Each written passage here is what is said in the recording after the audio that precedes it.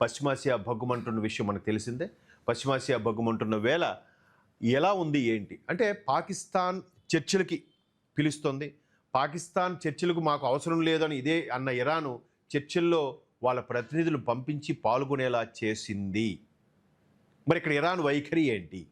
America వైఖరి ఏంటి? అమెరికాకి ఎంత నష్టం, ఇరాన్కి ఎంత నష్టం? ఇరాను నష్టపోయినా కూడా హర్మూజ్ జలసంధి ద్వారా ట్యాక్స్ రూపంలో డబ్బులు దుబ్బేస్తుంది. మరోవైపు సానుభూతి పేరుతో మాది చిన్న దేశం, మాకు అందరూ వాళ్ళే అటాక్ చేస్తున్నారు, మేము తగ్గట్లేదు అని ఈ రివర్స్ డ్రామా ఆడుతుంది. వాళ్ళకి పర్టికులర్గా ఒక మైనార్టీకి సంబంధించిన సోషల్ మీడియా ఇరానే మంచిది, ఇరాన్ పాపం ఏం తప్పు చేయలేదు, అమెరికా అహంకారంతోనే చేస్తుందంటుంది. రకరకాల డ్రామాస్ అన్ని ప్లే చేస్తుంది. సో ఇక్కడ పాకిస్తాన్లో అమెరికా ఇరాన్ శాంతి చర్చలు ఇస్లామాబాద్కు చేరుకున్న ఇరాన్ బృందం. మీ మధ్యవర్తిత్వం మాకు అవసరం లేదన్న ఇరాను మరలా ఎందుకు చేరుకుంది ఇస్లామాబాదు పాకిస్తాన్కి అంటే, ఇదంతా ఒక రకమైన హై డ్రామా. వీళ్ళు ఏదైతే వాళ్ళ దేశాలకి, మిత్ర దేశాలన్నిటికీ కూడా న్యూక్లియర్ వెపన్స్ సప్లై చేసి విధ్వంసం సృష్టించాలనుకున్నారో, తీవ్రవాదాన్ని పెంచి పోషించాలనుకున్నారో, అది ఒక్కసారి బయటపడేసరికి అమెరికా కూడా దానికి ఎప్పుడు పెత్తనం కావాలి, మేమే గొప్ప దేశం, మాదే పెద్దదనే సుపీరియారిటీ కాంప్లెక్స్ ఎక్కువ ఉంటుంది. కాబట్టి ఇదే సాకుగా చూపించి అమెరికా అటాక్ చేసింది. గతంలో ఇరాక్ కానీ వాటి మీద, అలాగే గడాఫీకి సంబంధించిన దేశాల మీద కానీ ఏదైతే అటాక్స్ చేసిందో దాటిని మీద గ్రిప్పు తెచ్చుకుందో, ఎక్కడ కూడా గ్రిప్పు తెచ్చుకోవాలనుకుంటే ఇది మొండి వైఖరితో ముందుకెళ్తుంది ఇరాను. దీనివల్ల విధ్వంసం అవుతుంది.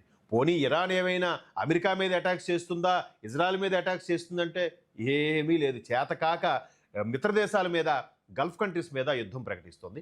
గల్ఫ్ కంట్రీస్లో ఉండే ఆయిల్ రిఫైనరీల మీద వేస్తుంది. మీరు ఈ అమెరికా స్థావరాల మీద వేయండి. చూసారా? అంటే అక్కడ నాకు దక్కంది ఎవరికి దక్కకూడదు అని ఇరాన్ యొక్క ఉద్దేశం. మీరు నిజంగా ధీటుగా ఎదుర్కోవాలనుకుంటే అమెరికా మీద అటాక్స్ చేయాలి, అమెరికా స్థావరాల మీద అటాక్ చేయాలి. మేము అమెరికా స్థావరాల మీద అటాక్ చేస్తున్నామని చెప్తూ గల్ఫ్ కంట్రీస్లో ఉండే ఆయిల్ రెఫైనరీస్, అంటే ఆయిల్ రెఫైనరీస్ అన్ని స్మాష్ చేస్తే ప్రపంచమంతా సంక్షోభం వస్తే అప్పుడు అందరూ మా దారికి వస్తారు అనే కాన్సెప్ట్లో ఉంది ఇరాన్. సో ఇక్కడ ఆ చర్చలు ఏమయ్యాయో ఒకసారి చూద్దాం.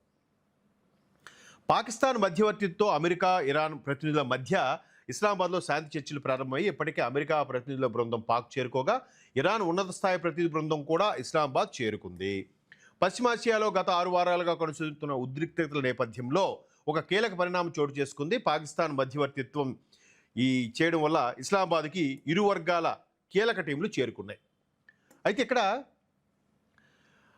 ఇరాన్ పార్లమెంట్ స్పీకర్ నేతృత్వంలో ఈ బృందంలో ఇరాన్ విదేశాంగ మంత్రి అబ్బాస్ అరాక్చి పాటు పలువురు కీలక రాజకీయ ఆర్థిక రంగ నిపుణులు ఉన్నారు. అమెరికాతో చర్చలు జరపడానికి తాము సిద్ధంగా ఉన్నామని, అయితే అందుకు అమెరికా కొన్ని షరతులు అంగీకరించాలని ఇరాన్ డిమాండ్ చేస్తుంది.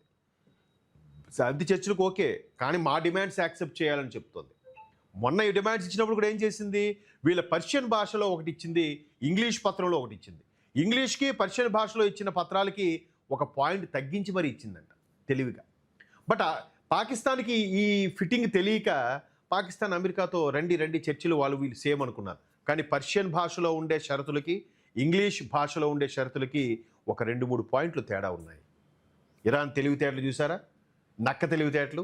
ఇక్కడ చూడండి, అమెరికా తరపున జేడీ వాన్స్, మరోవైపు అమెరికా ఉపాధ్యక్షుడు జేడీ వాన్స్ బృందంలో కూడా ఈ విధంగా వచ్చారు. అయితే ఇరాన్ పెట్టిన షరతులు ఏంటో ఒకసారి చూద్దాం, బుల్లెట్ పాయింట్స్.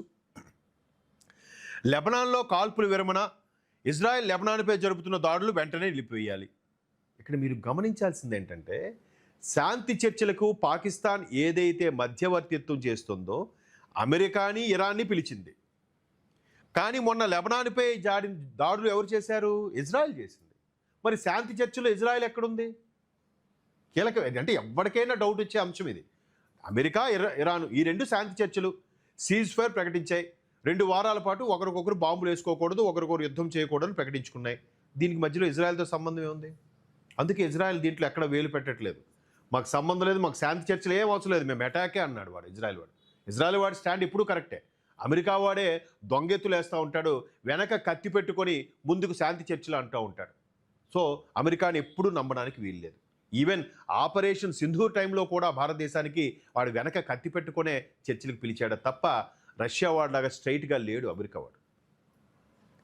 ఇకపోతే స్తంభింపజేసిన ఆస్తులు విడుదల, విదేశాల్లో ఉన్న ఇరాన్ నిధులను వెంటనే విడుదల చేయాలి. ఏవైతే ఫ్రోజన్ అసెట్స్ అది ఫ్రీ చేసేసారో అవన్నీ కూడా రిలీజ్ చేయాలంట. ఈ 2 షరతులు నెరవేరితేనే చర్చలు సజావుగా సాగుతాయని ఇరాన్ స్పష్టం చేసింది. ముందు ఈ 2 కండిషన్స్ పెట్టిందట, తర్వాత చర్చలకు వస్తామందట. సందిగ్ధంలో కాల్పుల విరమణ.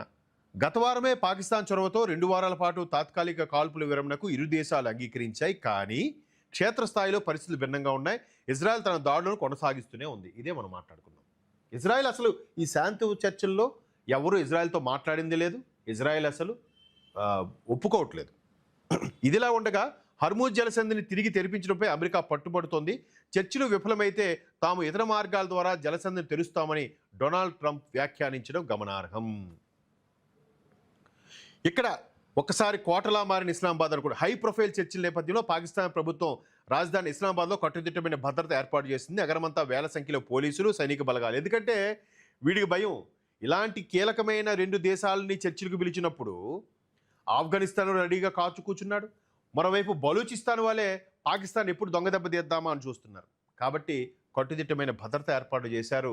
పాకిస్తాన్కి చర్చలు సఫలమైతే వాళ్ళ గ్రాఫ్ కొంచెమైనా పెరుగుతుందేమో, విఫలమైతే తిరిగి పాకిస్తాన్కి ఇబ్బంది.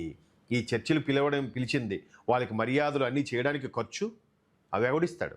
ఇప్పటికే అప్పుల్లో కూరుకుపోయిన పాకిస్తాన్కి ఇదొక తల మీద బొప్పి